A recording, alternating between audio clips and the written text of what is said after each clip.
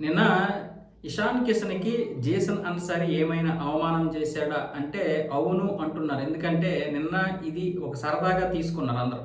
ప్రాక్టీస్‌లో ఇది ఇషాన్ కిషన్ నవ్వడం వల్ల పెద్దగా ఇదేం సీరియస్ కాదు. సరదాగా అన్నాడు అన్సారీ. దాన్ని కూడా సీరియస్‌గా తీసుకోలేదు. అది కూడా స్పోర్టివ్‌గానే తీసుకున్నాడు. అందుకే నవ్వాడు ఇషాన్ కిషన్ అన్నారు. కానీ లోపల అంతర్గతంగానే ఎస్ఆర్‌హెచ్‌లో ఒక యుద్ధమే జరుగుతుందన్న విధంగా కూడా మాట్లాడుకుంటున్నారు. దాని గురించి ప్రచారం చేస్తున్నారు. ముఖ్యంగా నిన్న ప్రాక్టీస్ సెషన్‌లో జరిగినటువంటి సంఘటనే. ఇషాన్ కిషన్ బ్యాటింగ్ ఆడుతున్నప్పుడు జేసన్ అన్సారీ వచ్చేసి బౌలింగ్ వేశాడు. మొదటి 4 బాల్‌కి 20 స్కోర్ చేశాడు. 2 సిక్స్‌లు, 2 ఫోర్‌లు.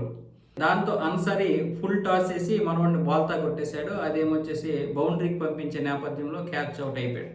ఆ తర్వాత జరిగినటువంటి పరిణామం ఏంటంటే జేసన్ అన్సారీ చాలా కోపంగా వస్తూ నువ్వు వెళ్ళిపో, పెవిలియన్‌కి వెళ్ళిపో అన్నట్టుగా సీరియస్‌గానే అన్నాడు.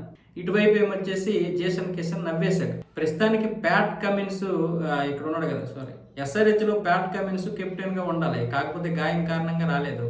ఇషాన్ కిషన్ వచ్చేసి తాత్కాలికంగా నిల్చోబెట్టారు, అంటే తీసుకొచ్చారు.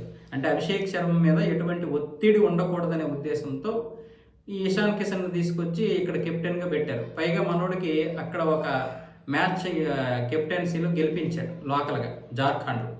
సో ఆ యొక్క అనుభవంతో తీసుకొచ్చి పెట్టారు. అప్పటి నుంచి బహుశా అన్సారీకి మరికొంతమందికి ఇషాన్ కిషన్ అంటే నచ్చడం లేదు.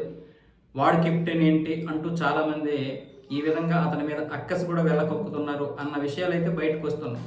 అందుకే అన్సారీకి అంత కోపం వచ్చింది. కాకపోతే ఇషాన్ కిషన్ దేన్ని కూడా ఈ రాద్ధాంతం చేయడు. ఆయన బ్యాలెన్స్డ్గా వ్యవహరిస్తూ నవ్వేశాడు. లోపల మాత్రం అంతర్గతంగా ఒక చిన్న యుద్ధమే జరుగుతుందన్న విధంగా చెప్తున్నారు. ఏదైనా సరే అక్కడ అన్సారీ అలా చేయకుండా ఉంటే మంచిది.